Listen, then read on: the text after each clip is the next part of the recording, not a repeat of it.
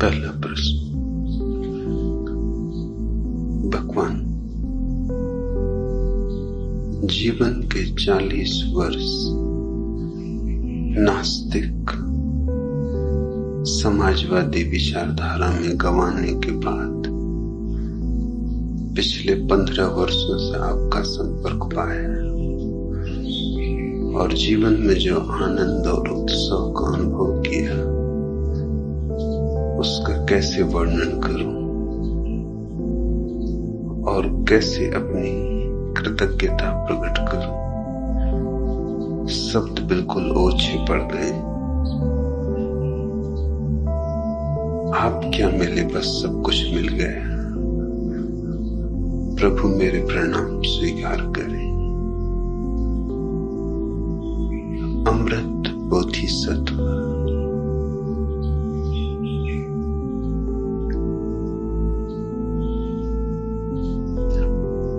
आस्तिक होने के लिए नास्तिक होना अत्यंत अनिवार्य है। अभागे हैं वे जिन्होंने कभी नास्तिकता नहीं चखी, क्योंकि वे आस्तिकता का स्वाद ना समझ पाएंगे।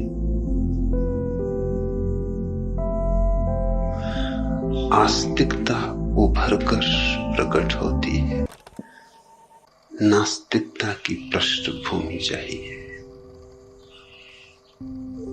जिससे ब्लैक बोर्ड पर लिखते हैं सफेद खड़िया से, अक्षर अक्षर साफ दिखाई पड़ता है। यूं तो सफेद दीवार पर भी लिख सकते हैं, मगर तब अक्षर दिखाई ना पड़ेंगे। इस जगत के बड़े से बड़े दुर्भाग्यों में से एक है कि हम प्रत्येक बच्चे को नास्तिक बनने के पहले आस्तिक बना देते। वह आस्तिकता झूठी होती, उसमें कुछ प्राण नहीं होते, उस आस्तिकता में पंख नहीं होते, वह निर्वीर्य होती है, निर्जीव होती। खिलौनों की तरह कृष्ण को पकड़ा देते हैं, राम को पकड़ा देते हैं, बुद्ध को, महावीर को पकड़ा देते हैं। अभी बच्चे में जिज्ञासा भी नहीं जगी, अभी प्रश्न भी नहीं उठा और हमने उत्तर दे दिए। जहां प्रश्न ही नहीं है वहां उत्तर मिथ्या होगा, वहां उत्तर की कोई गुंजाइश ही नहीं। बीमारी ही नहीं है और तुमने इलाज शुरू कर दिया। तुम दवा पिलाने लगे, तुम्हारी दवा जहर बन जाएगी और आस्तिकता जहर बन गई। सारी पृथ्वी आस्तिकता से पीड़ित है, नास्तिकता से नहीं। और आदमी कुछ ऐसा मूढ़ है कि एक अति से दूसरी अति पर जाने में उसे देर नहीं लगती। रूस, चीन और दूसरे कम्युनिस्ट देश दूसरी अति पर चले गए। बच्चा पैदा हुआ और वे उसे नास्तिकता सिखाने लगते। सिखाई नास्तिकता उतनी ही थोथी होगी जितनी सिखाई आस्तिकता। किसी बच्चे को भूख तो नहीं सिखानी होती, प्यास तो नहीं सिखानी होती, नींद तो नहीं सिखानी होती। नास्तिकता वैसी ही स्वभावता पैदा होती है। नास्तिकता का ठीक अर्थ है जिज्ञासा, आकांक्षा जानने की, अन्वेषण, खोज। वह यात्रा है। प्रत्येक व्यक्ति अपने साथ लेकर आया है उसके बीच। किसी को नास्तिक बनाने की जरूरत नहीं और न किसी को आस्तिक बनाने की जरूरत है। बनाया कि चूक हुई, बनाया कि ढोंग हुआ, बनाया कि मुखौटे उड़ा दिए, फिर मुखौटे हिंदू के हों कि मुसलमान के, कि ईसाई के, कि नास्तिक के, कम्युनिस्ट के, इससे भेद नहीं पड़ता। दूसरों के द्वारा उड़ाए गए मुखौटे तुम्हारा चेहरा नहीं और तुम्हारा चेहरा ही काम आएगा। जीवन उधार नहीं जिया जा सकता। जीवन प्रामाणिक होना चाहिए। हमें इतना धैर्य रखना चाहिए कि बच्चे पर जब जिज्ञासा अपने आप अवतरित होगी, जब वो पूछेगा तो हम साथ देंगे, और साथ भी बहुत सोच के देना। साथ देने का अर्थ नहीं है कि वह पूछे और तुम उत्तर देना। प्रश्न उसका, उत्तर तुम्हारा, मेल कैसे होगा? प्रश्न उसका तो उत्तर भी उसका ही होना चाहिए। तभी तृप्ति होगी, तभी संतोष होगा, तभी बोध होगा, बुद्धत्व होगा। तो जब बच्चे को जिज्ञासा जगे, प्रश्न उठे, संदेह के झंझावात आए, तब माता को, पिता को, परिवार को, परिजनों को, शिक्षकों को सहयोग देना चाहिए। प्रश्नों के निखारने में, प्रश्नों पर धार रखने में, प्रश्नों पर उत्तर नहीं थोपने, प्रश्नों को त्वरा देनी, तीव्रता देनी, प्रश्नों को ऐसी प्रगाढ़ता देनी है कि जब तक व्यक्ति उनके उत्तर स्वयं न खोज ले, चैन न पाए, विश्राम न पाए। उसके प्रश्नों को मूल्य दो, मगर किसको पड़ी है? हमें जल्दी है हमारे उत्तर थोप देने की। हमारा न्यस्त स्वार्थ यही है कि हम जल्दी से अपने उत्तर थोप दें। बेटा पैदा हुआ कि चलो उसका यज्ञोपवीत संस्कार करो, कि चलो उसका खतना करवाओ, कि चलो उसको मुसलमान बनाओ, हिंदू बनाओ, ईसाई बनाओ, बपतिस्मा करवाओ। जैसे उसका तो इसमें कुछ भाग ही नहीं है। ये सब दूसरों का गोरख धंधा है जिसमें उसको फंसना है। ये जो उसे फंसा रहे हैं ये भी फंसाए गए थे। इनके बाप दादे भी फंसाए गए थे और उनके बाप दादे भी, और ये पीढ़ियों दर पीढ़ियों बीमारियां सरकती चली जाती और भी जघन्य होती जाती। ये रोग इतने घने हो जाते कि इनका इलाज करना मुश्किल हो जाता है। अमृत बोधिसत्व, तुम धन्य भागी हो कि तुम जब मुझे मिले नास्तिक थे। मुझसे मिलने के लिए नास्तिक होना ठीक ठीक क्षण, जैसे वसंत। और वह नास्तिकता तुम्हारी ओढ़ी हुई नहीं थी, क्योंकि भारत में कौन नास्तिकता ओढ़ाएगा तुम्हें। वह सहज थी, तुम्हारी थी, अपनी थी, निजता थी उसमें, व्यक्तित्व था उसका। तुम्हें ही मुझसे प्रेम हो गया है ऐसा नहीं, मुझे भी तुमसे प्रेम हो गया। जहां भी प्रामाणिकता है वहां मैं ऐसे बरस पड़ता हूं जैसे जल से भरा हुआ कोई बादल बरसे।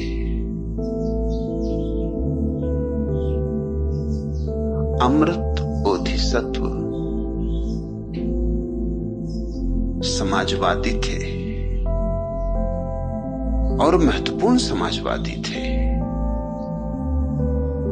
कहानी तो यह है कि स्वयं माओ से तुंग ने अमृत बोधिसत्व के चित्र को पेकिंग में रख के सलामी दी थी,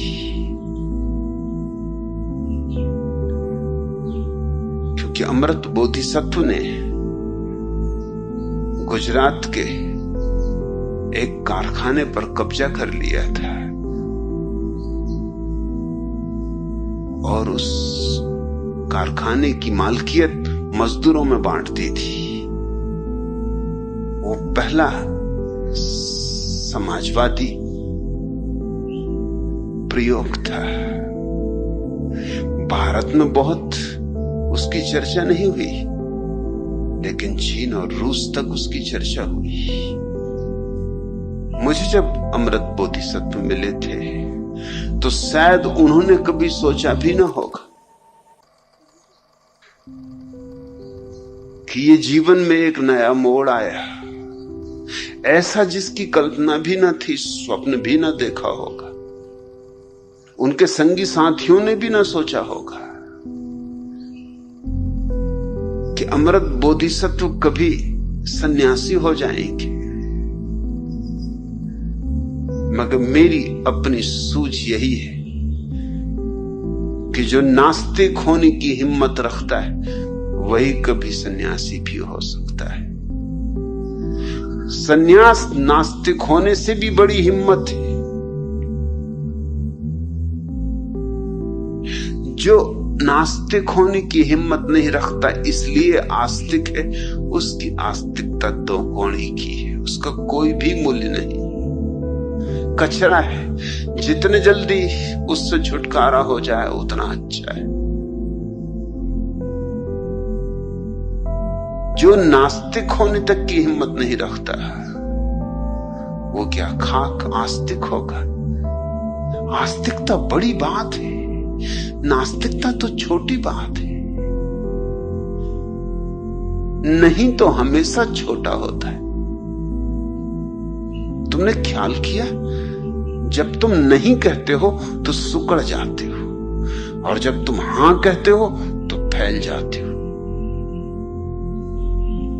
और आस्तिकता का अर्थ है समग्र रूपेण अस्तित्व को हां कहना। सारी नहीं गिर जाए, सारा नकार गिर जाए। नहीं कहने में तो कोई अड़चन नहीं है बड़ी, क्योंकि नहीं अहंकार को भरती है। हम नहीं इसलिए तो कहते नहीं भोजन है अहंकार का। जितना नहीं कहो उतना अहंकार को मजा आता है। इसलिए जहां नहीं कहने की कोई जरूरत भी नहीं, वहां भी हम मौका नहीं चूकते, वहां भी हम नहीं कहेंगे। अगर तुम रेलवे स्टेशन पर टिकट की खिड़की पर टिकट खरीदने खड़े हो तो तुमने देखा होगा कि क्लर्क को कुछ काम भी नहीं तो भी वो फाइलें उल्टाने लगता है, तुम्हारी तरफ देखते ही नहीं। वो ये कह रहा है तुम हो ही क्या, वो एक ढंग से नहीं कह रहा है। अगर तुम बीच में दखलंदाजी कहो कि भाई मुझे टिकट चाहिए होगा, चुप रहो, काम में बाधा ना डालो, 15 मिनट बाद आना। छोटा सा बच्चा अपनी मां से पूछता है बाहर खेलाऊं? नहीं, जैसे कि कोई गुनाह की बात पूछ रहा है, कोई अपराध करने जा रहा है। सिर्फ बाहर धूप है, पक्षी हैं,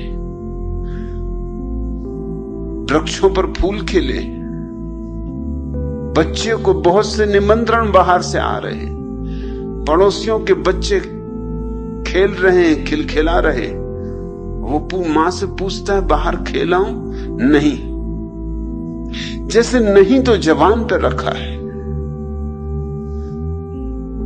नहीं कहने में मजा है क्योंकि बल पता चलता है,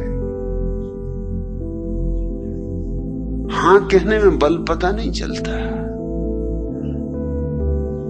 जिसको थोड़ी सी भी सत्ता है वो भी नहीं कहेगा, चपरासी भी नहीं कहेगा।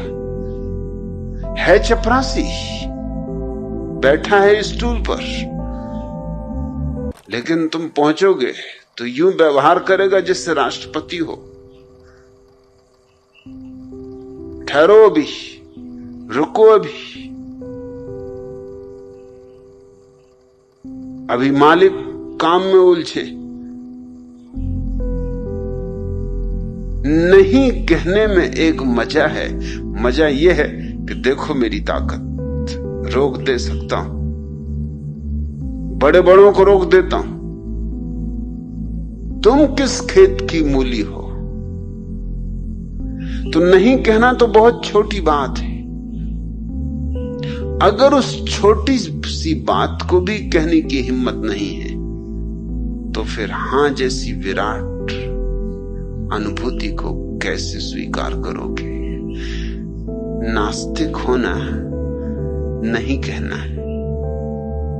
हर बच्चे को नास्तिकता से गुजरना ही चाहिए, वो अनिवार्य प्रक्रिया है।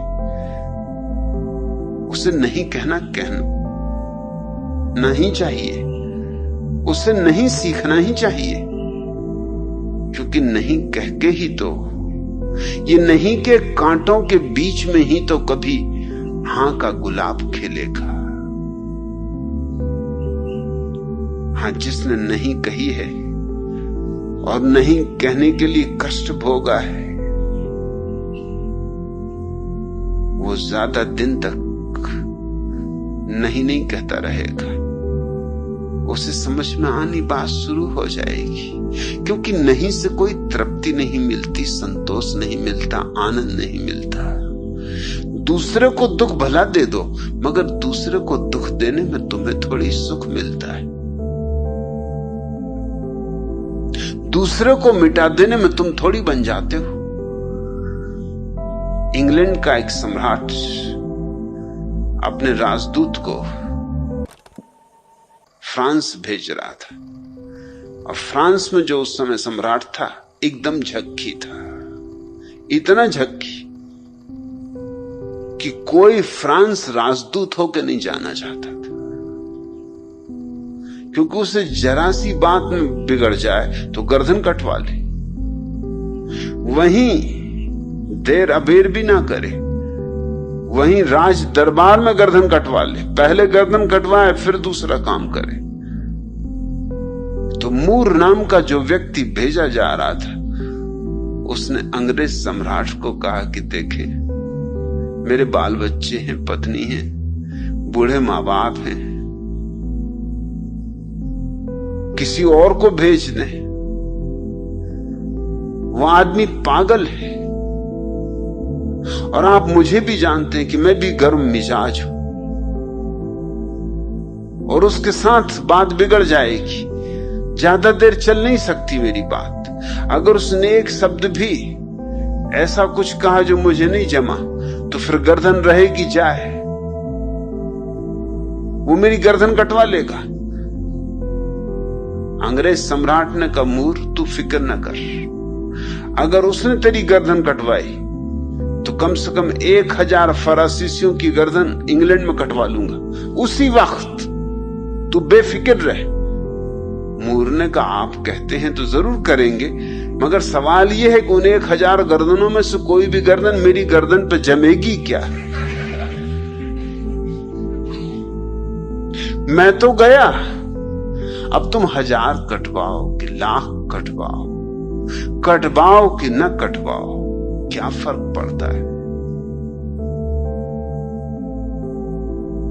मूर ने ठीक बात कही। दूसरे को मिटाने से तुम तो नहीं बनते हो, दूसरे की मौत तुम्हारा जीवन तो नहीं हो सकती, दूसरे का दुख तुम्हारा सुख तो नहीं।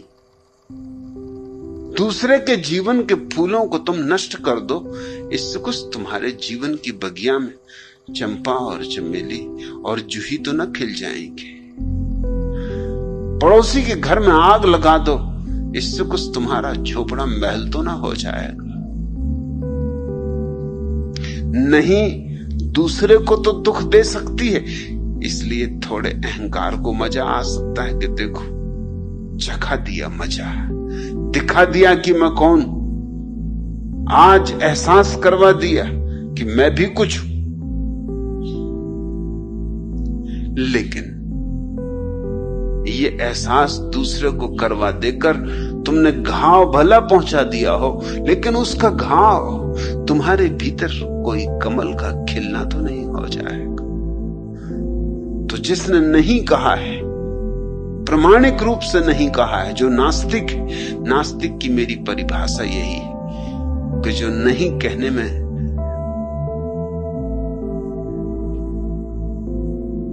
तल्लीन हो गया है, जिसने इतना नहीं कहा है कि वो परमात्मा को भी नहीं कह रहा है, आत्मा को भी नहीं कह रहा है,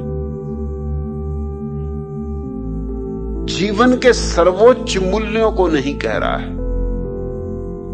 जो कह रहा है जीवन सिर्फ पदार्थ है और कुछ भी नहीं, मिट्टी है और कुछ भी नहीं,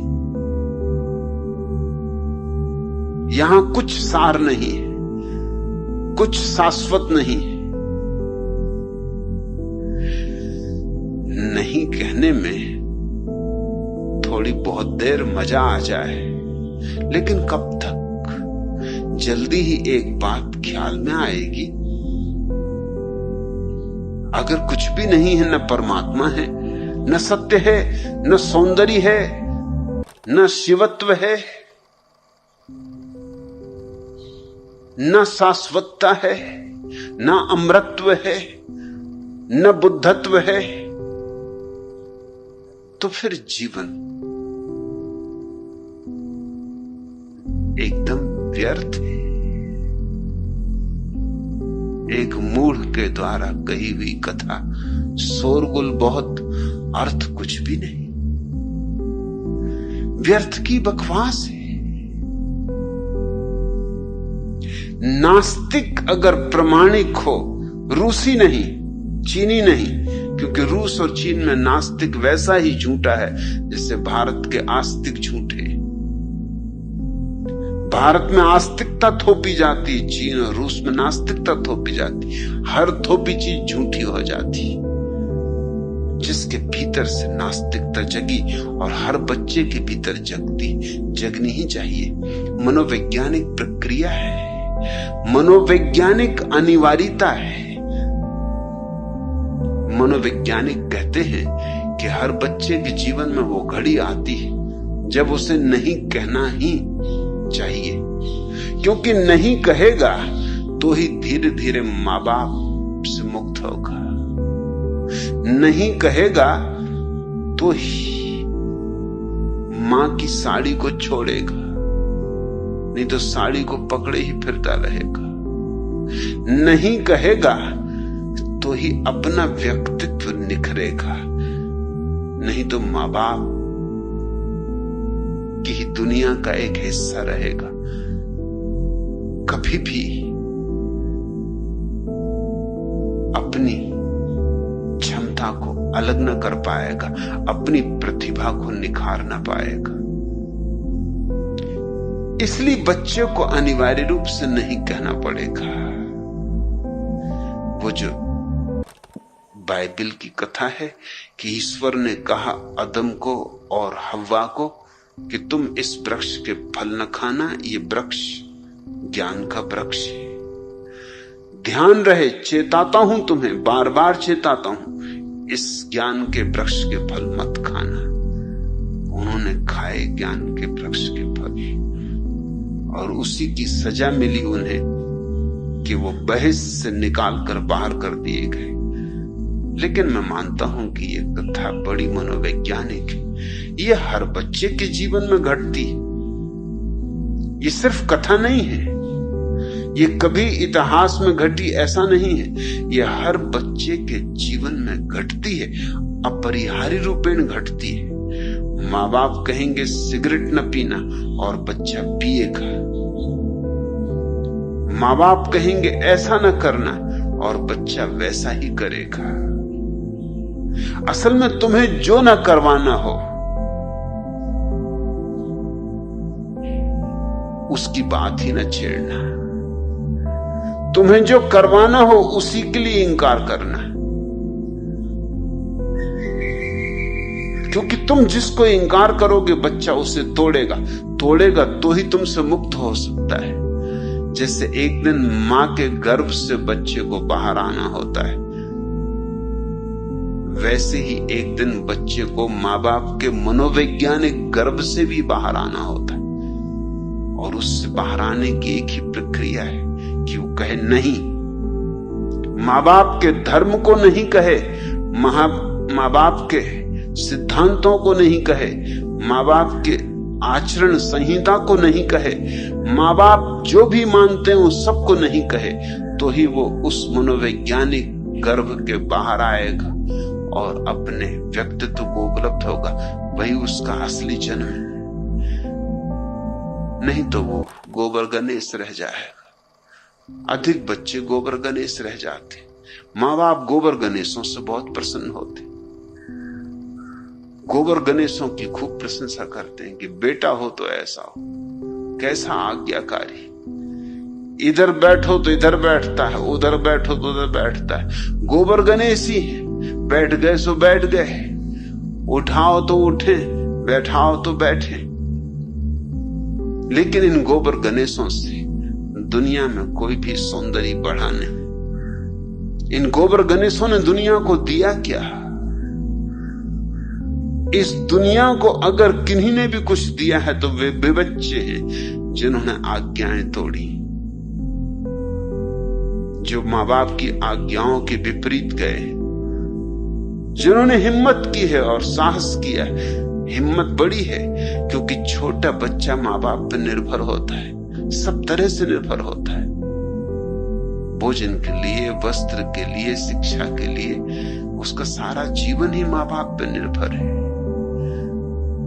उतनी निर्भरता की वही दांव पे लगा देता है और जो उसे करना है करता है, करके दिखाता है। एक छोटे बच्चे ने, मुल्ला नसरुद्दीन का बेटा फजलू, उसने सेव का वृक्ष काट डाला।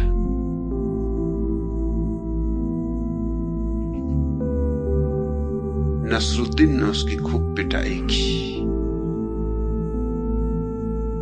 पिटाई करने के पहले पूछा कि तूने सेव का वृक्ष काटा? तूने ही काटा? उसने कहा मैं नहीं काटा। उसके बाप ने, नसरुद्दीन ने कहा मैंने तुझसे कितनी बार नहीं कहा था कि इस वृक्ष को काटना मत, तू ये कुल्हाड़ी लिए बगीचे में क्यों घूमता है? ये बगीचे को बर्बाद करना है? ये वृक्ष मैंने मुश्किल से लगाया था, बामुश्किल बड़ा हुआ था।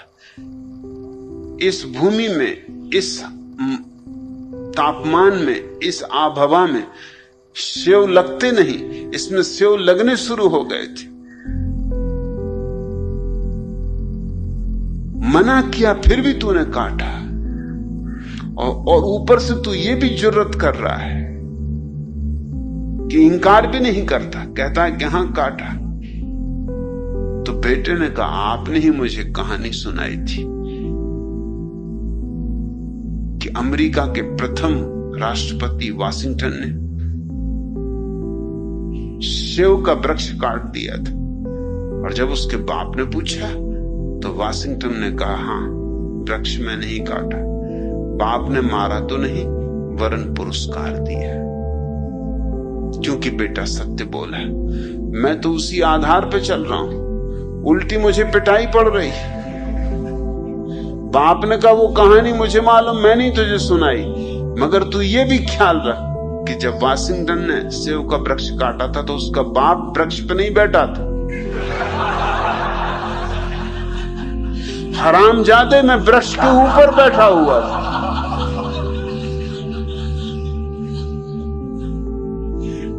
ये भी कोई वक्त था काटने का।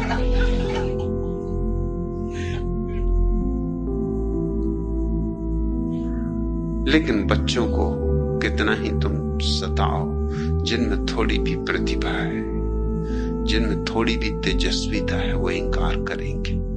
उन्हें इंकार करना ही है, करना ही पड़ेगा। ये मनोवैज्ञानिक अनिवार्यता है, अपरिहार्यता है।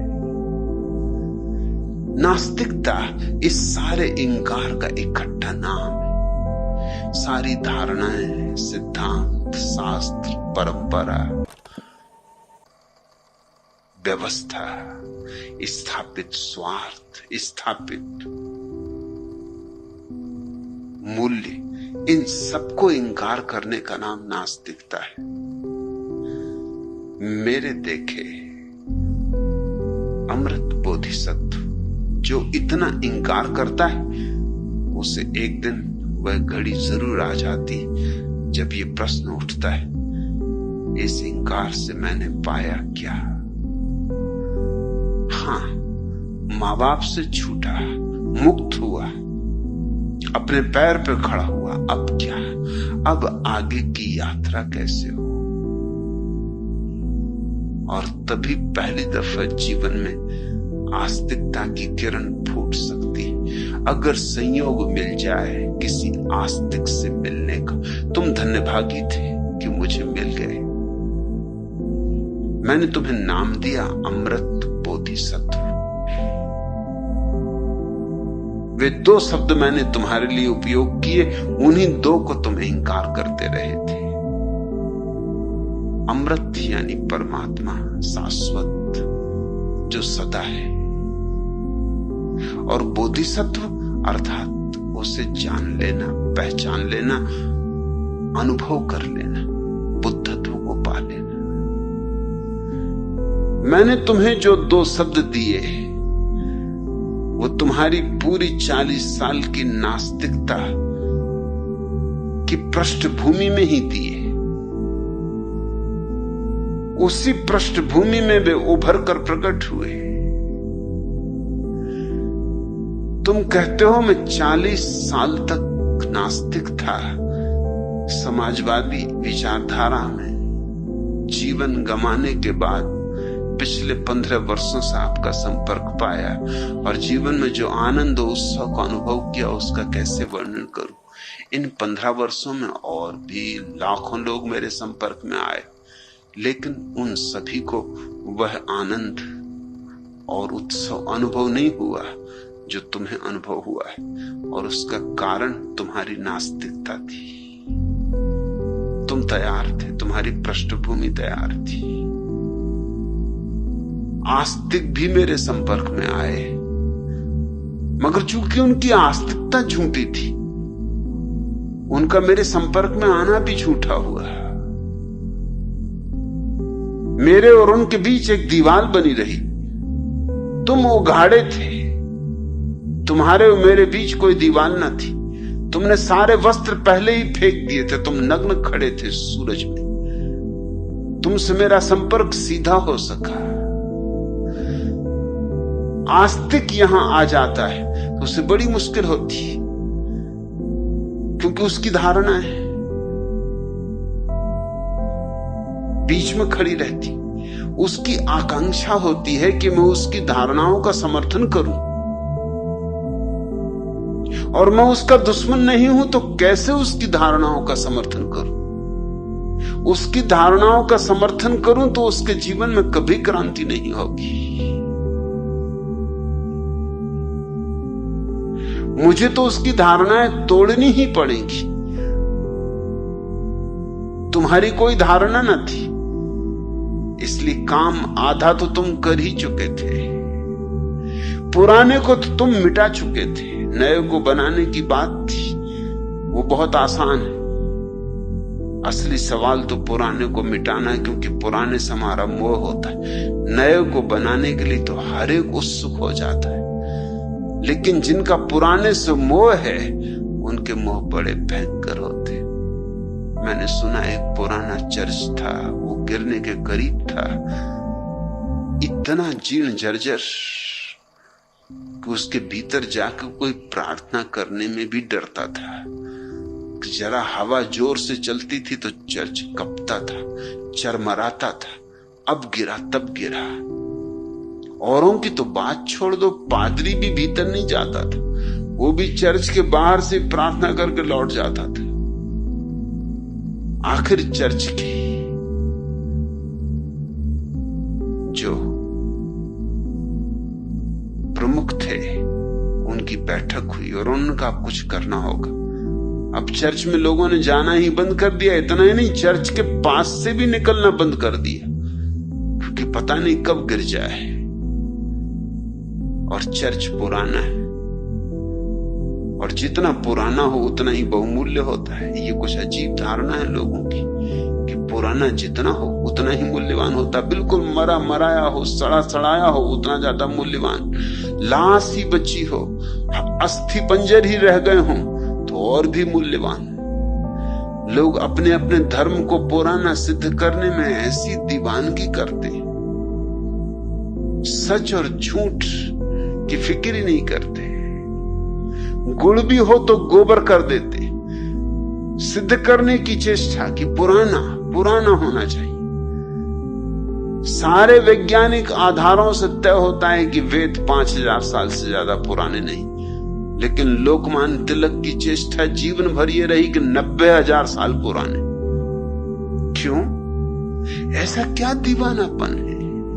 पुराना है तो मूल्यवान होना चाहिए, जितना पुराना हो। जैसे कि धर्म ना हुआ शराब हुई, जितनी पुरानी हो उतनी ही कीमती। सभी धर्म इस चेष्टा में लगे रहते, एक दूसरे को हराने की चेष्टा में लगे रहते। ईसाई तो मानते हैं कि पृथ्वी का जन्म ही जीसस से 4004 वर्ष पहले हुआ, इसलिए 90,000 साल पहले वेद रचेगा। ये बात तो व्यर्थ ही हो गई। समय ही कहां था? कुल 4004 वर्ष ईसा से पूर्व, इतना ही तो कुल समय था। मगर इसके तो प्रमाण है कि समय से बहुत पुराना था, स्पष्ट प्रमाण है। लेकिन प्रमाणों को कोई सुनता है? अंधे कहीं प्रमाणों को सुनते? ईसाई पादरियों ने यह तर्क खोज निकाला है कि वो प्रमाण ठीक है, वो प्रमाण ईश्वर ने आस्तिकता की परीक्षा के लिए रख दिया। अरे ईश्वर क्या नहीं कर सकता?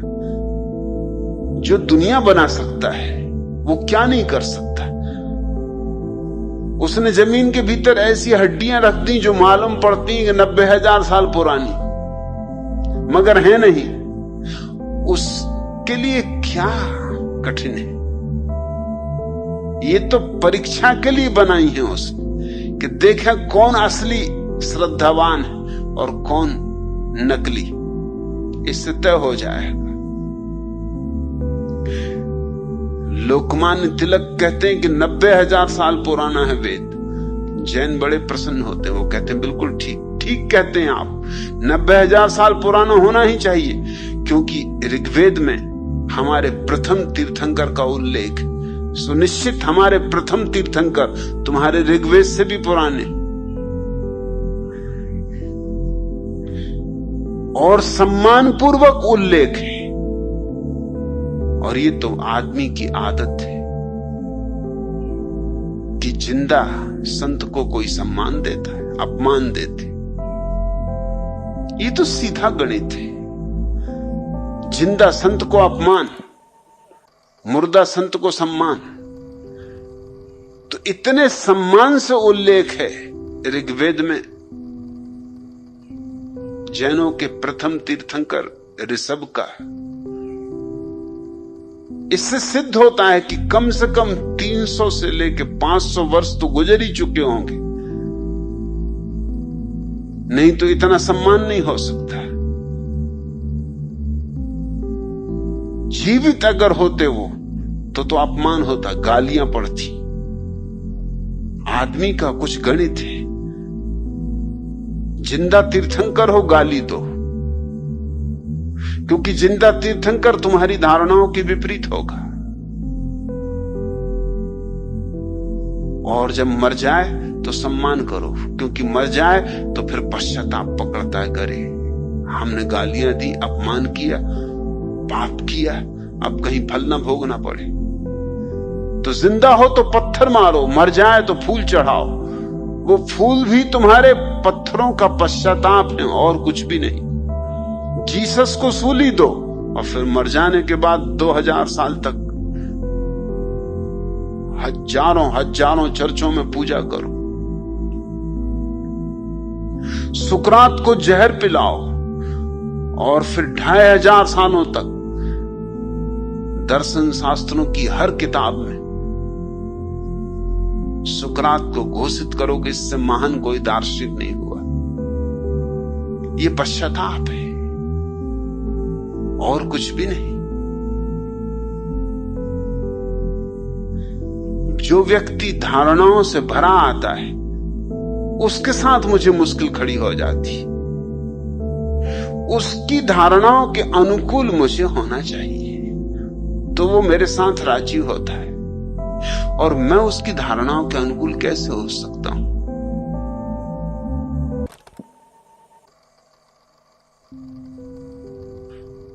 अजय कृष्ण यहां हैं।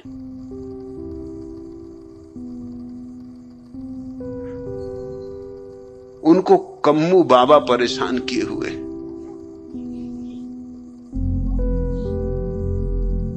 कम्मू बाबा मेरे और उनके बीच खड़े। कम्मू बाबा नहीं खड़े हैं, अजय कृष्ण उनको खड़ा किए हुए। वो तो जा भी चुके,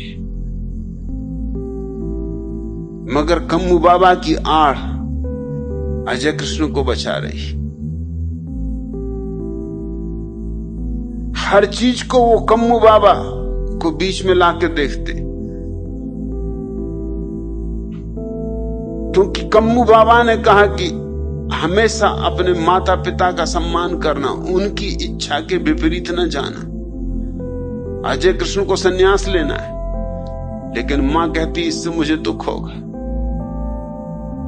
कैसे संन्यास ले? कम्मू बाबा कहते थे कि कभी अपने माँ बाप को दुख न देना। और जरा ये तो पूछो कि कम्मू बाबा ने अपने माँ बाप को कितना दुख दिया होगा। नहीं तो कम्मू बाबा हो पाते या अजय कृष्ण कम्मू बाबा हो पाएंगे कभी? सोचो।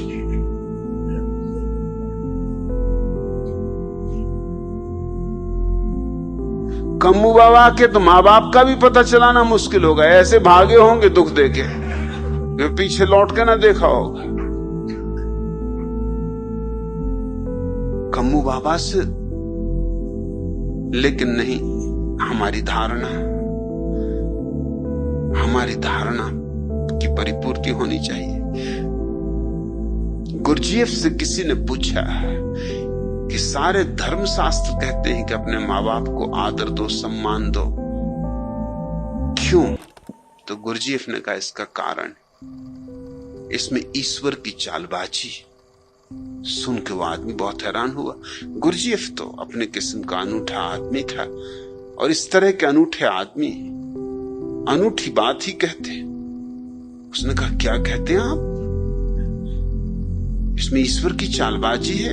गुरजीएफ ने कहा निश्चित ईश्वर की चालबाजी, क्योंकि ईश्वर को भली भांति पता है जो व्यक्ति अपने माँ बाप को आदर देता है वो ईश्वर को भी आदर देगा। अरे जो माँ बाप तक की फिक्र नहीं करता वो क्या खाक फिक्र ईश्वर की करेगा? ईश्वर यानी महापिता।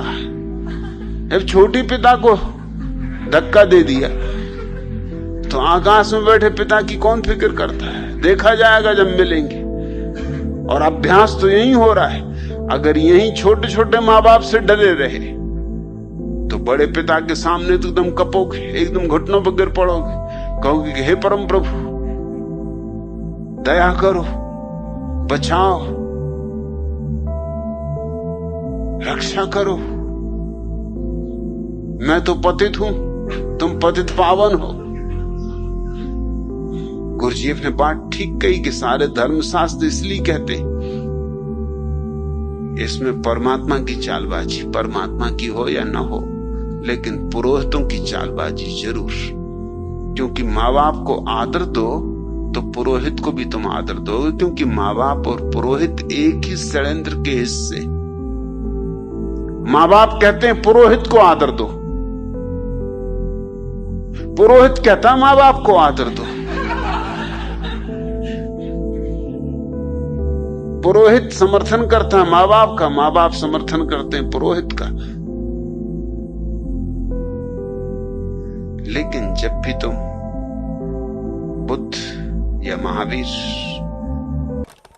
या जीसस जैसे व्यक्ति के पास जाओगे तो तुम्हारी इन धारणाओं का कोई समर्थन नहीं हो सकता है।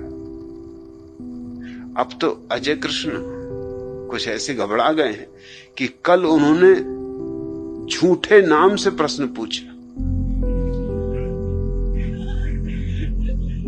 कल जो नवल किशोर डीडी के नाम से जो प्रश्न था वो अजय कृष्ण का था। नवल किशोर को मैं जानता हूं, वर्षों से जानता हूं, उन्होंने कभी प्रश्न पूछे ही नहीं। अचानक वो प्रश्न पूछेंगे इसकी संभावना नहीं, और पूछ भी नहीं सकते, वो अपने बाप से डरे हुए। उनके पिता जो हैं डीडी,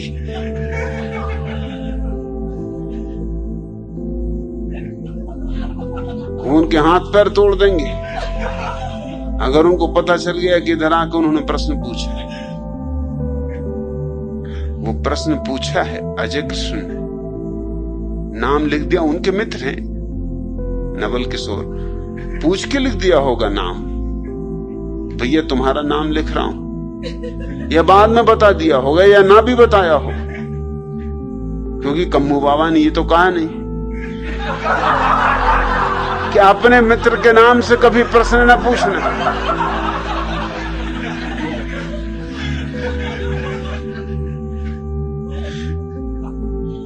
अजय कृष्ण सुनते भी हैं व्याख्यान, तो यहां बुद्ध भवन में बैठ के नहीं सुनते, बाहर बगीचे में बैठ के। इतने पास बैठ के सुनना खतरनाक है। अरे सम्मोहित हो जाएं, कुछ से कुछ हो जाए, थोड़ी देर को भूल भाल जाए कम्मू बाबा को, कोई बात गले उतर जाए।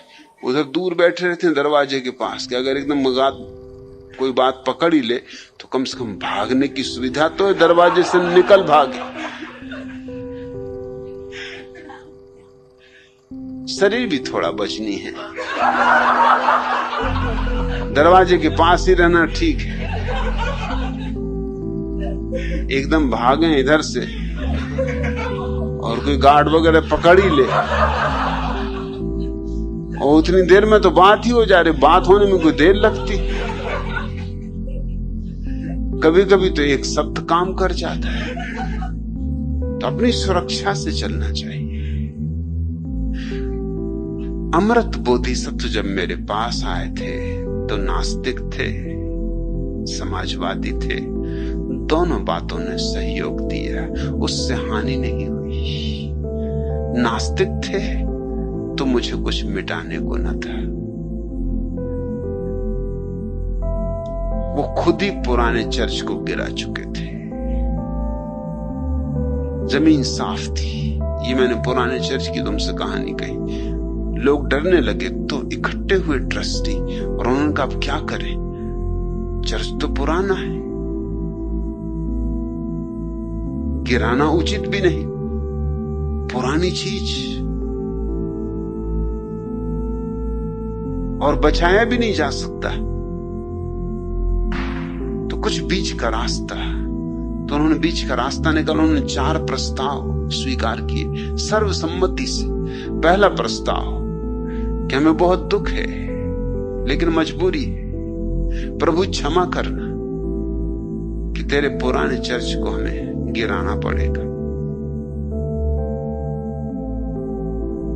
दूसरा प्रस्ताव सर्वसम्मति से कि यद्यपि हम पुराना चर्च गिरा रहे हैं लेकिन हम कसम खाते कि नए चर्च में कोई भी नई चीज नहीं लगाएंगे। पुराने चर्च के ही दरवाजे, पुराने ही चर्च की खिड़कियां और कांच, पुराने चर्च की ही मूर्ति और पत्थर, पुराने चर्च की ही ईंटें, हर चीज पुराने चर्च की ही लगाएंगे।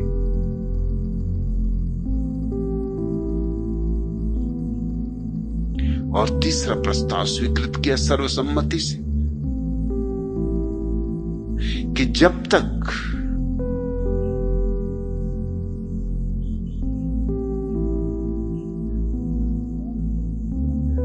नया चर्च बन न जाए तब तक हम पुराने को गिराएंगे भी नहीं।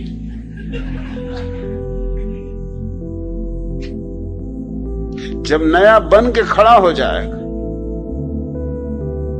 तो हम पुराने को गिराएंगे। और चौथा, और वो भी सर्वसम्मति से, कि नए चर्च को हम ठीक वहीं बनाएंगे जहां पुराना चर्च,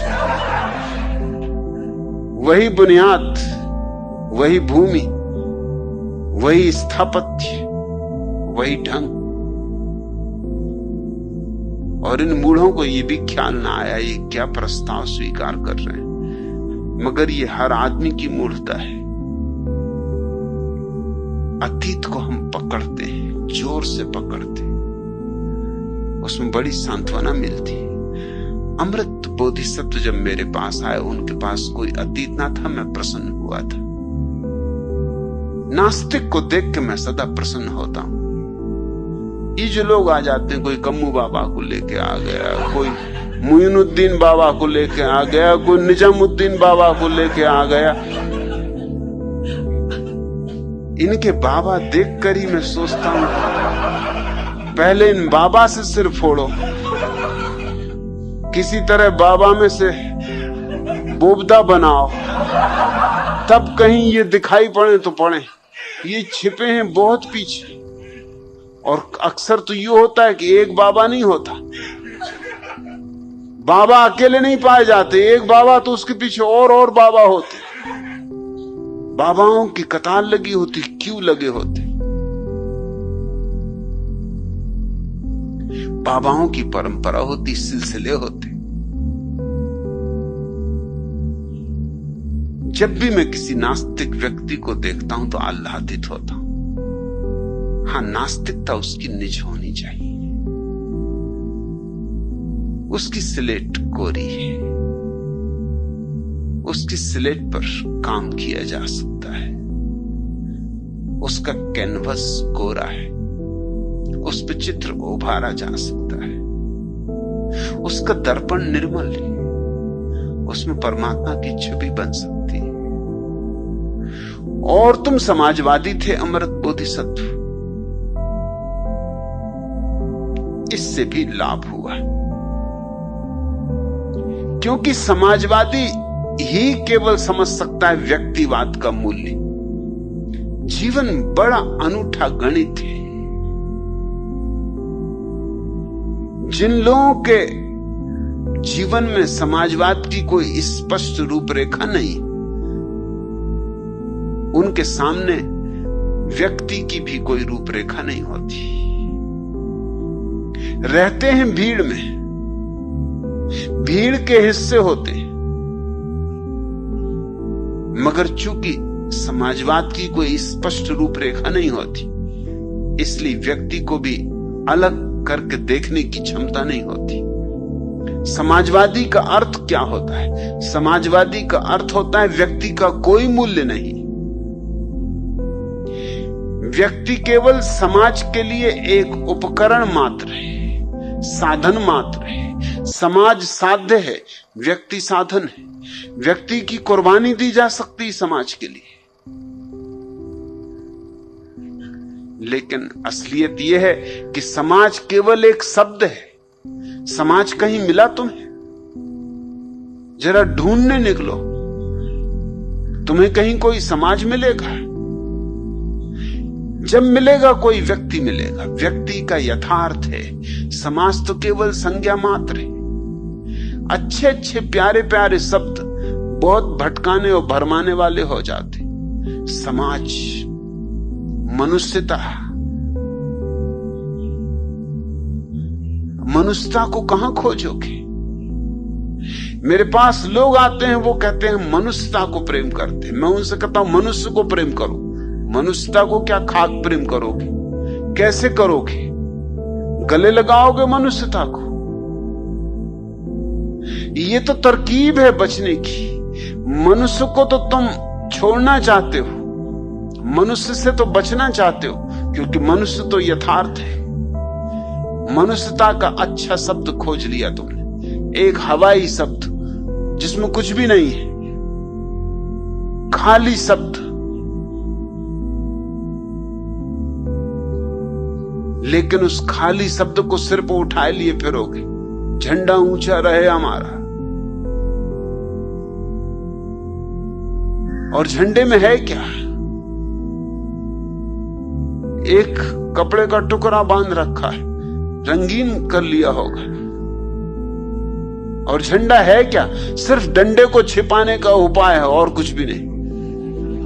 जब तुम कहते हो झंडा ऊंचा रहे हमारा, तब ठीक से समझ लेना तुम ये कह रहे हो डंडा ऊंचा रहे हमारा। लेकिन डंडा ऊंचा रहे हमारा ये अगर कहो तो और डंडे उठ जाएंगे कि कौन है तू डंडा ऊंचा करने वाला। झंडा ऊंचा रहे हमारा, ठीक भाई, मजिस करो, झंडे में क्या हार जाए। मगर झंडे के भीतर होता डंडा ही ऊंचा है। मनुष्यता को प्रेम करते, दिव्यता को प्रेम करते, सत्य को प्रेम करते, सौंदर्य को प्रेम करते, मगर यथार्थ कुछ और है। खोजने जाओगे मनुष्यता नहीं मिलेगी, मनुष्य मिलेगा। सौंदर्य नहीं मिलेगा, सुंदर फूल मिलेंगे, सुंदर सूरज मिलेगा, सुंदर चांद तारे मिलेंगे, कोई सुंदर तत्व मिलेगा, सौंदर्य नहीं। ये तो कोरे शब्द हैं, थोथे शब्द हैं, मगर थोथे शब्द बड़े महत्वपूर्ण बन जाते हैं। इतने महत्वपूर्ण बन जाते हैं कि हम यथार्थ की कुर्बानी चढ़ा सकते हैं। समाजवादियों ने व्यक्ति की कुर्बानी चढ़ा दी। रूस में स्टालिन ने अंदाजन 1 करोड़ व्यक्ति मारे, और बेझिझक मारे, और मार सका बिना किसी संकोच के, बिना किसी अपराध भाव के। कारण एक ऊंचा शब्द। ये व्यक्ति कोई अपने लिए तो मार नहीं रहा है, कोई हिंसा तो कर नहीं रहा है, ये तो समाजवाद की वेदी पर आहुति चढ़ाई जा रही। ये तो जो लोग समाजवाद के आने में बाधा डाल रहे हैं, उनकी कुर्बानी चढ़ाई जा रही। व्यक्ति मारे समाजवाद के लिए, और समाजवाद किसके लिए है? व्यक्तियों के लिए। कैसा चक्कर है, कैसा दुष्ट चक्र है। समाजवाद है व्यक्तियों के लिए और व्यक्ति काटे जा रहे समाजवाद के लिए। स्टालिन का तर्क पुराना तर्क है, कोई नया नहीं। हमेशा ऊंची चीज के लिए नीचे को कुर्बान किया जा सकता है, लेकिन ख्याल रखना कि ऊंची चीज है भी या नहीं, यह केवल एक कोरा शब्द है। शांति के लिए लोग युद्ध करते हैं, क्या मजा है। कहते हैं शांति और करते हैं युद्ध, और कहते हैं शांति की रक्षा के लिए कर रहे हैं। मोहम्मद की तलवार पर यह वचन खुदा हुआ था, शांति ही मेरा धर्म। तलवार पे यह वचन खुदा हुआ था, और मोहम्मद ने अपने धर्म को भी नाम दिया इस्लाम। इस्लाम का अर्थ होता है शांति का धर्म। और इस्लाम ने जितनी अशांति फैलाई हो, शायद किसी ने भी नहीं फैलाई। तलवार के बलबूते पर जबरदस्ती इस्लाम करोड़ों लोगों पर थोपा गया है, और ये शांति का धर्म। हिंदू सहिष्णुता की बात करते, और हजारों साल से जितना हिंदुओं ने शूद्रों को सताया है, दुनिया में किसी ने किसी को नहीं सताया। और सहिष्णु, और इनको सब जगह कण कण में परमात्मा के दर्शन होते, मगर शूद्र में नहीं होते, स्त्री में नहीं होते। स्त्री नरक का द्वार। ये बड़ा मजा है। कण कण में राम बसा है। सिया राम में सब जग जानी, मगर सिया का अलग से पूछो मामला तो नरक का द्वार।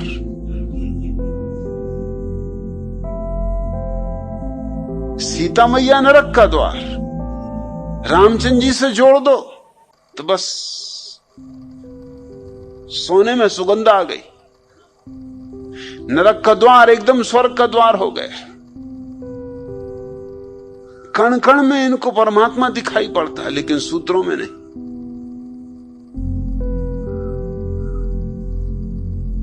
हिंदुओं ने जितना अनाचार किया स्त्रियों के साथ, शूद्रों के साथ, उतना दुनिया में किसी ने भी नहीं किया। और ये धर्म सहिष्णुता का धर्म है, प्रेम का धर्म है, विश्व बंधुत्व का धर्म है। दावा है हमारा कि सारा विश्व हमारा कुटुंब है, और शूद्र को भी हम अपना परिवार का हिस्सा ना बना सके। शूद्र को तो छोड़ दो, स्त्री को भी हम अपना अंग ना बना सके। जैन मानते हैं स्त्री पर्याय से किसी का मोक्ष नहीं। क्या मजा है। और यही जैन कहते हैं कि तुम शरीर नहीं हो, आत्मा हो। जरा देखते हो असंगतियां, मूढ़तापूर्ण बातें। तुम शरीर नहीं हो, आत्मा हो, तो क्या आत्मा भी स्त्री और पुरुष होती?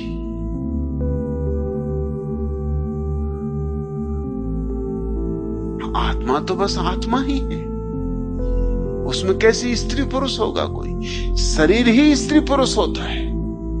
और अगर व्यक्ति शरीर है ही नहीं, तो ध्यान को उपलब्ध व्यक्ति, समाधि को उपलब्ध व्यक्ति स्त्री होगा या पुरुष? लेकिन जैन कहते हैं स्त्री पर्याय से मोक्ष नहीं। एक जैन स्त्री पता नहीं किस भूल चूक से बड़ी हिम्मतवर स्त्री रही होगी, तीर्थंकर हो गई, जरूर अद्भुत हिम्मत की रही होगी। मल्लीबाई उसका नाम था। अब जैनियों को बड़ा कष्ट हुआ होगा, रही होगी बलशाली महिला कि जैनियों को भी पानी पिला दिया, और लगता है बिना छाने पिला दिया, क्योंकि स्त्री का तो पर्याय, उस पर्याय से मोक्ष ही नहीं, मोक्ष की बात ही छोड़ो। मल्लीबाई भी अद्भुत हिम्मत की औरत रही, उसने तो घोषणा ही कर दी कि वो तीर्थंकर है। अरे मोक्ष तो उसे मिल ही गया, दूसरों को भी मिलाने की हकदार। बड़ी हिम्मतवर स्त्री रही होगी, मगर जैनियों ने क्या चालबाजी की, उसका नाम ही बदल दिया। मल्लीबाई नहीं, मल्लीनाथ कर दिया। इसलिए जब तुम जैनियों की तीर्थंकरों की फेहरिस्त पढ़ोगे तो तुम्हें पता भी नहीं चलेगा इसमें एक स्त्री भी। नेमिनाथ, पार्श्वनाथ, उसी में मल्लीनाथ। क्या चालबाजियां थी। बेचारी स्त्री बाई को नाथ कर दिया। अब बाई को बाई कैसे कहें? अगर बाई कहें तो सारा शास्त्र गड़बड़ होता है। अगर स्त्री तीर्थंकर हो गई तो बड़ी मुश्किल हो जाएगी। फिर स्त्री को नरक का द्वार कैसे कहोगे? आप जैन बातें तो करते हैं आत्मा की, मगर अटके हैं शरीर से ही। अभी स्त्री पुरुष की बात चल रही है। ऊंचे शब्द। कृष्ण ने अर्जुन से कहा कि तू फिक्र मत कर मारने में, क्योंकि आत्मा मरती ही नहीं। क्या अद्भुत सिद्धांत। जब आत्मा मरती ही नहीं तो तू बेफिक्री से मार। पागल हो गया है कि छोड़ के भागता है युद्ध क्षेत्र को।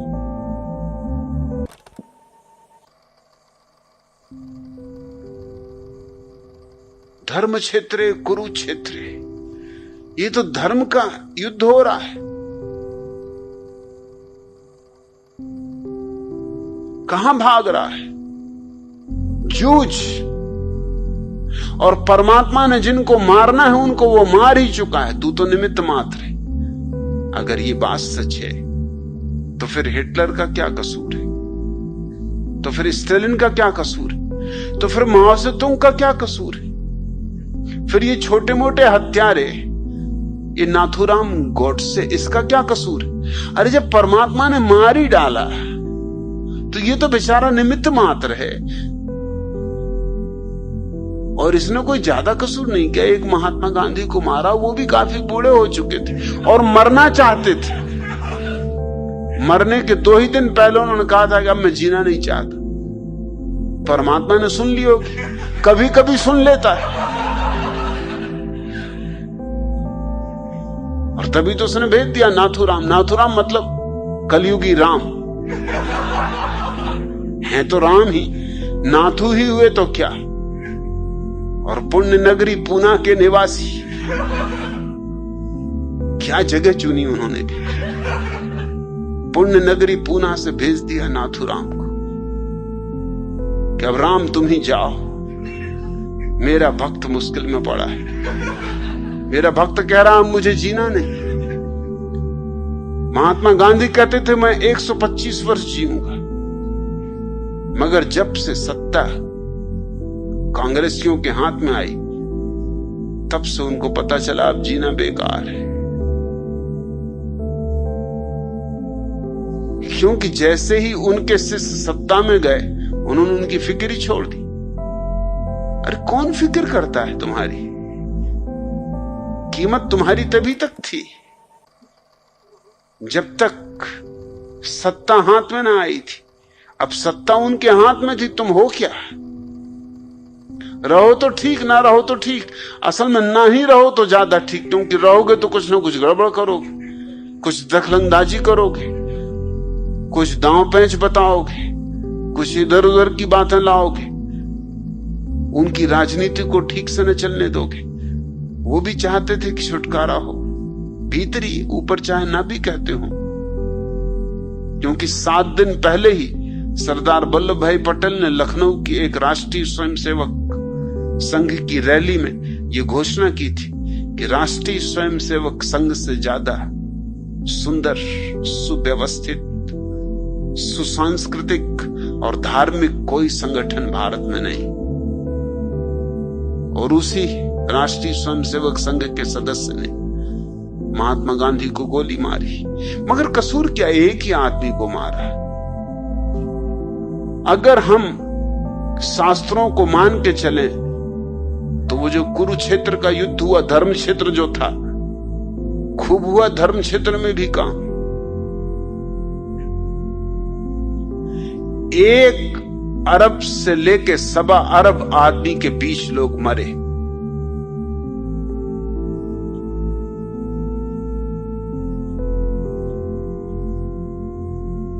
1 अरब व्यक्ति अभी भी दुनिया में नहीं है।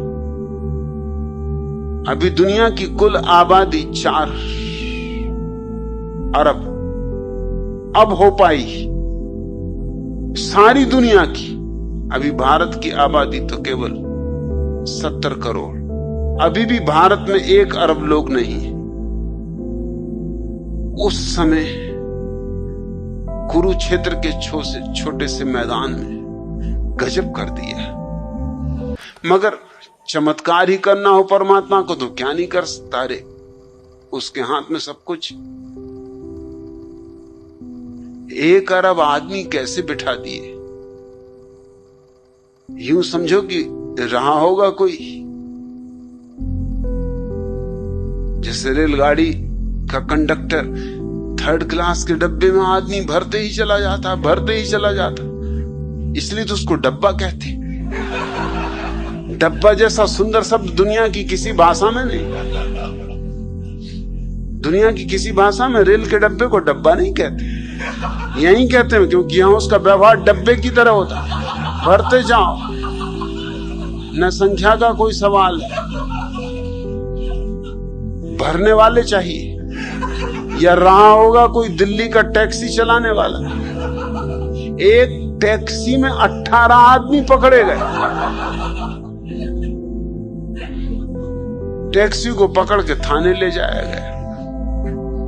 सरदार जी जो टैक्सी चला रहे थे उनको बहुत डांटा डपटा थानेदार ने और कहा कि तुमने हद कर दी, 18 आदमी। सरदार ने कहा कि आप भरोसा करते हो तो 18 आदमी बिठा के बता दो। हालांकि 18 आदमी उनके ही सामने उतारे गए थे, मगर थानेदार और सारे पुलिस वाले कोशिश करके 18 आदमी न बिठा सके गाड़ी। तो उस टैक्सी वाले ने कहा आप बोलो। अरे जब कोई बैठ ही नहीं सकते 18 तो सरासर झूठ बात है। थानेदार ने कहा तूने भी गजब कर दी, अपनी आंखों से हमने उतरते देखे मगर चढ़ा नहीं पा रहा, ये हम भी मानते।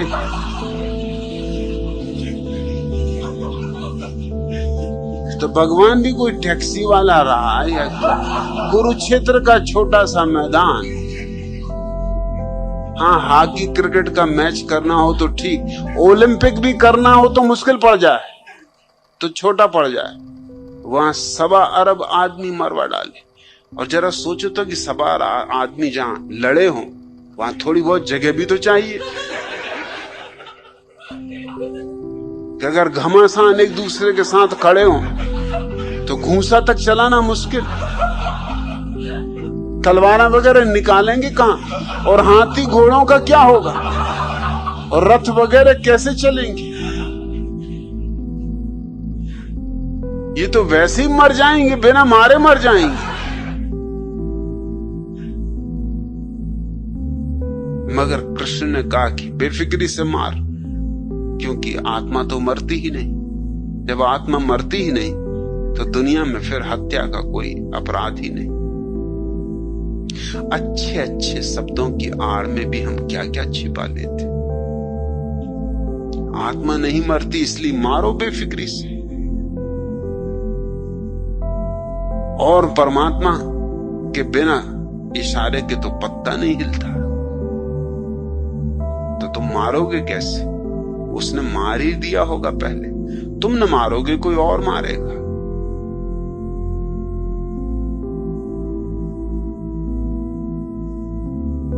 अच्छे शब्दों ने मनुष्य की छाती पर पहाड़ रख दिए। समाजवाद अच्छा शब्द है, प्यारा शब्द है, मगर झूठा, निहायत झूठा। दुनिया में व्यक्ति है, समाज कहीं भी नहीं। मनुष्य है, मनुष्यता कहीं भी नहीं। मगर ये समाजवादी को ही समझ में आ सकता है तुम जब मेरे पास आए थे समाजवादी विचारधारा और नास्तिकता में डूबे हुए, तो मैंने देखा था कि संभावना है। अब तुम ऊब गए थे, देख चुका था तुमने समाजवाद को भी, उसकी व्यर्थता को भी, नास्तिकता को तुमने जी लिया था और देख चुके थे उसकी निरर्थकता को। वहीं से सन्यास का फूल खिल सकता था। इसलिए तुम्हें मैंने नाम दिया अमृत बोधिसत्व। और आज वो घड़ी आ गई कि तुम कह सकते हो कि अब जीवन में आनंद है, उत्सव है। उसका कैसे वर्णन करूं? उसका वर्णन तो नहीं किया जा सकता। तुम कहते हो आप क्या मिले, सब कुछ मिल गया।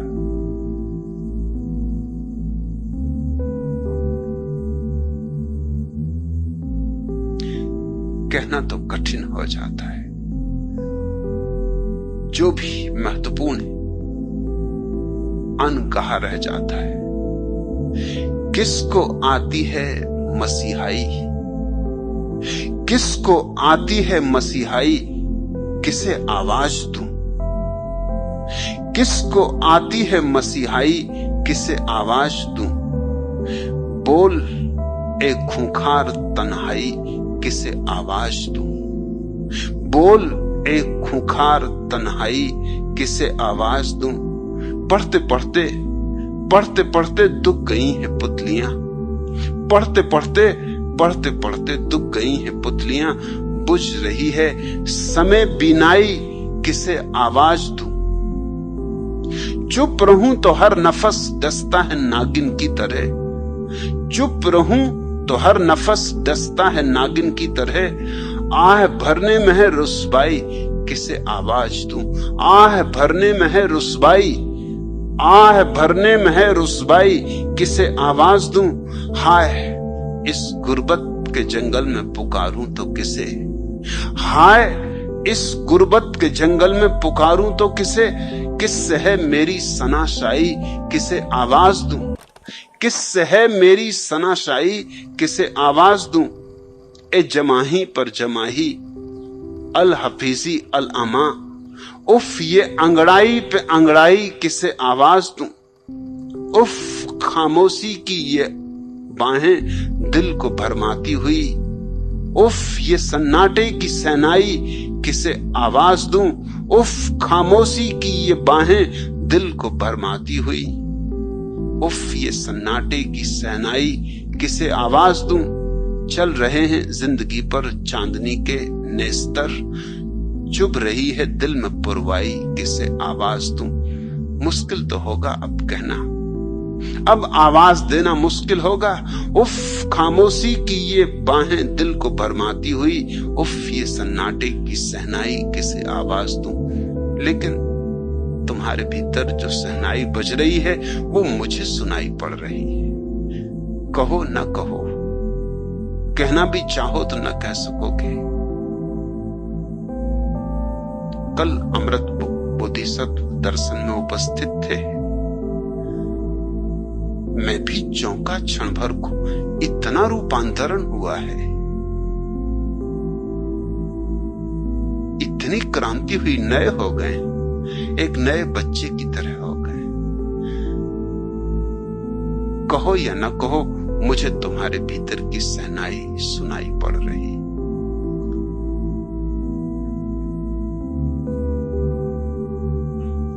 दूसरा प्रश्न, भगवान इस वर्ष से जनगणना की जा रही है, जिसमें अनिवार्य रूप से जाति धर्म की जानकारी देकर घोषणा करनी पड़ती। चूंकि आपके सन्यासी तथा कथित किसी प्रचलित जाति धर्म को मान्यता नहीं देते, वे जनगणना अधिकारी को क्या जानकारी दें? अरूपानंद इतने जल्दी भूल गए। कल ही तो मैंने कहा जात हमारी ब्रह्म, माता पिता है राम, गिरह हमारा शून्य में, अनहद में विश्राम। अब और क्या चाहिए? माता पिता की जगह लिख देना राम, जाति की जगह ब्रह्म, धर्म की जगह शून्य और भाषा की जगह अनहद। जात हमारी ब्रह्म है, माता पिता है राम, गिरह हमारा शून्य में, अनहद में विश्राम।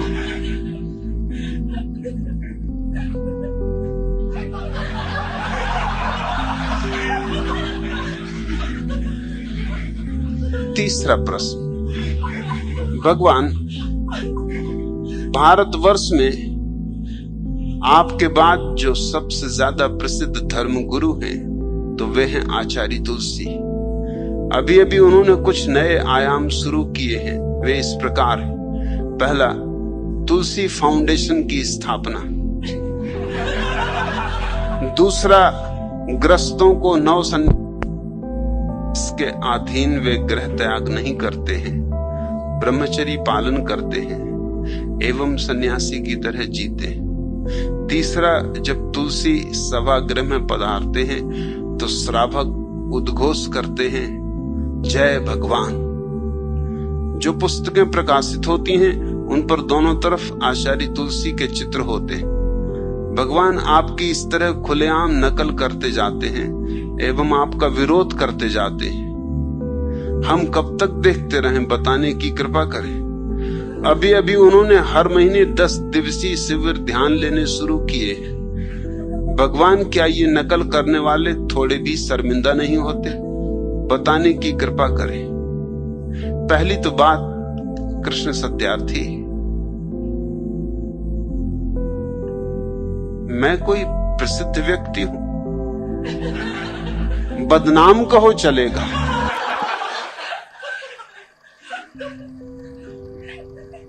बदनामी में मुझे रस भी है, प्रसिद्धि में मुझे कोई रस नहीं। और तुम मुझे धर्मगुरु कहते हो, तो अधर्मगुरु कौन होगा? ये अच्छी अच्छी बातें आचार्य तुलसी, विनोबा भावे, पुरी के शंकराचार्य, इन सब के लिए छोड़ दो। मेरा काम तो बदनामी से चल जाएगा, अधर्म गुरु होने से भी चल जाएगा।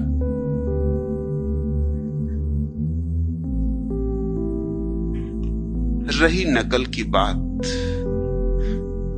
तो दया करो उन पर। क्या करें, मजबूरी है। खुद का कोई बोध नहीं, खुद का कोई अनुभव नहीं, नकल भी करते हैं। नकल करना भी नहीं आता, और तो बात और। ऐसा ही प्रश्न चैतन्य कीर्ति ने पूछा है भगवान, आचार्य तुलसी के शिष्यों ने प्रेक्षा ध्यान साधना शिविर स्मारिका भेजी, जिसमें राजसमंद के श्री भिक्षु बोधि स्थल शिविर में हुए प्रेक्षा ध्यान तथा प्रवचनों का विवरण प्रकाशित हुआ है। आपके पुराने समय के साहित्य में जो निष्क्रिय ध्यान है, शरीर शिथिल हो रहा है, श्वास शांत हो रही है, विचार शांत हो रहे हैं, वही ज्यों का त्यों इनका प्रेक्षा ध्यान है। सक्रिय ध्यान में थोड़ा हेरफेर करके इनके साधक कुंडलनी जागरण भी करते। आचार्य श्री तुलसी तथा युवाचार्य महाप्राज्ञ से प्रेरित होकर जिन साधुओं, साध्वियों तथा साधकों ने जो प्रवचन वहां दिए, वे प्रवचन तथा बोध कथाएं शब्दशाह आपके प्रवचनों से ली गई। हाँ, कहीं कहीं अपनी बातें जोड़कर छीछा लेदर भी की है। नकल यहां तक की है कि शिविर स्थल के प्रवेश द्वार पर एक साइन बोर्ड लगाया है, कृपया अपने मन और जूते यहीं उतार दें।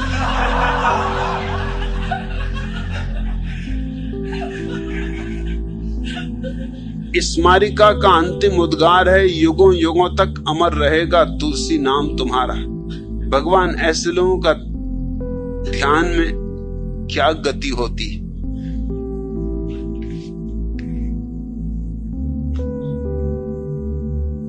ध्यान का अर्थ है अपने भीतर मौलिक स्वरूप की खोज। ध्यान उधार नहीं होता, पासा नहीं होता, नकल तो हो ही नहीं सकता। इन विचारों को ध्यान से क्या लेना देना है। इनको तो सिर्फ एक बात अखर रही है कि मेरी बात दुनिया के कोने कोने तक पहुंच रही है। लाखों लोग आंदोलित हो रहे हैं। इनको यही अड़चन लग रही कि जरूर मेरी बात में कुछ होगा जिसके कारण इतने लोग प्रभावित हो रहे हैं, और उस प्रभाव से कहीं हम वंचित न रह जाएं, कहीं ऐसा ना हो कि हम पिछड़ जाएं, कहीं इस दौड़ में पीछे न रह जाएं। इसलिए नकल करो, इस बात की ही नकल करो, इस बात में ही कुछ होगा। इन सबको बता दो इस बात में कुछ भी नहीं होता, व्यक्ति में होता है कुछ। बातों की नकल तुम कितनी ही करो, कुछ परिणाम नहीं होगा। इससे तुम तो ध्यान को उपलब्ध होगे ही नहीं, जिनको तुम ध्यान करवा रहे हो उनको भी भटका रहे हो, भरमा रहे हो, इसका भी तुम पाप कर रहे हो। इन पर दया करो, नाराज ना होना, और इनकी कोई चिंता लेने की जरूरत नहीं। आज